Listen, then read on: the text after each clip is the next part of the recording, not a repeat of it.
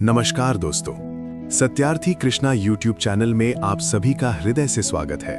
दोस्तों, आज मैं आपके लिए एक ऐसी गहन, शिक्षाप्रद और जीवन को झकझोर देने वाली कथा लेकर आया हूं जो न केवल बुद्धि को जागृत करती है बल्कि मनुष्य के भाग्य, समय, कर्म और वचन के गहरे सत्य को भी उजागर करती है।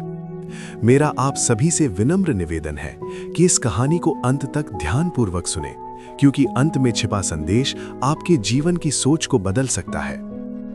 गौतम बुद्ध और 3 प्रश्न। एक बार की बात है, भगवान गौतम बुद्ध अपने शिष्यों के साथ एक शांत वन में विहार कर रहे थे। चारों ओर हरियाली, पक्षियों की मधुर ध्वनि और वातावरण में अद्भुत शांति व्याप्त थी। शिष्य बुद्ध के पास बैठे उनके उपदेश सुन रहे थे। तभी एक शिष्य ने हाथ जोड़कर विनम्रता से कहा, भगवान, हमारे मन में 3 प्रश्न लंबे समय से उठ रहे हैं। कृपया इनका उत्तर देकर हमारा मार्गदर्शन करें। बुद्ध मुस्कुराए और बोले, पूछो वत्स। शिष्य ने कहा, मनुष्य किसकी भाग्य का खाता है? इस संसार में सबसे बलवान कौन है? जो व्यक्ति अपने वचन से मुकर जाता है, उसका अंत क्या होता है? बुद्ध कुछ क्षण मौन रहे, फिर बोले, वत्स, तुम्हारे तीनों प्रश्न अत्यंत महत्वपूर्ण हैं। इन प्रश्नों का उत्तर हर मनुष्य को जीवन में अवश्य जानना चाहिए। सीधे उत्तर देने से अधिक अच्छा होगा कि मैं तुम्हें एक कथा सुनाऊं। इस कथा में तुम्हें तुम्हारे तीनों प्रश्नों का उत्तर स्वयं मिल जाएगा। शिष्य ध्यान से सुनने लगे। जंगल, बरगद और बाज। बहुत समय पहले की बात है। एक घने जंगल में एक विशाल बरगद का वृक्ष था। उसकी शाखाएं आकाश को छूती थीं और उसकी जटाएं धरती तक लटकती थीं। उसी बरगद के ऊपर एक बाज पक्षी का निवास था।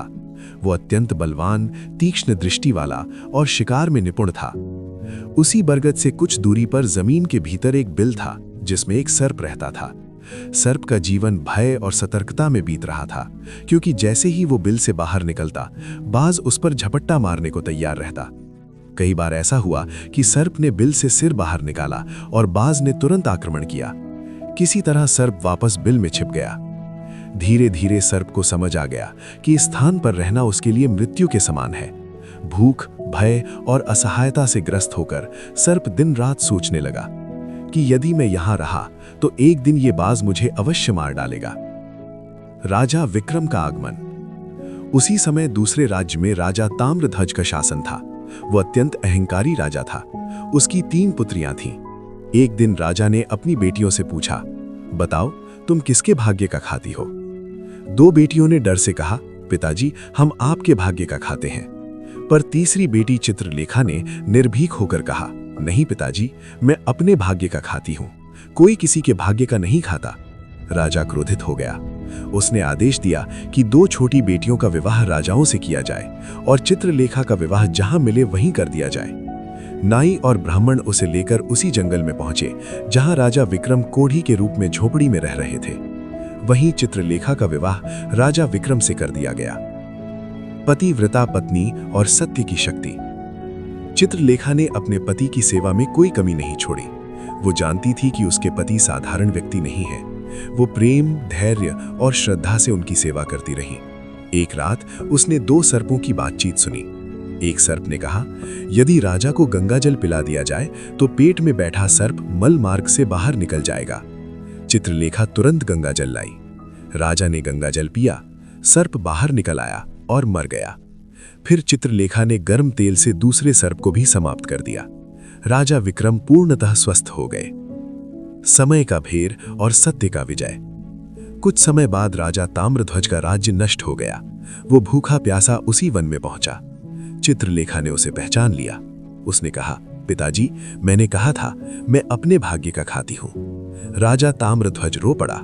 उसे अपने अहंकार का परिणाम समझ आ गया। गौतम बुद्ध का उपदेश। कोई किसी के भाग्य का नहीं खाता।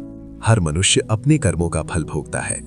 इस संसार में सबसे बलवान समय है। समय राजा को रंक और रंक को राजा बना देता है। जो अपने वचन से मुकर जाता है उसका अंत विनाश होता है।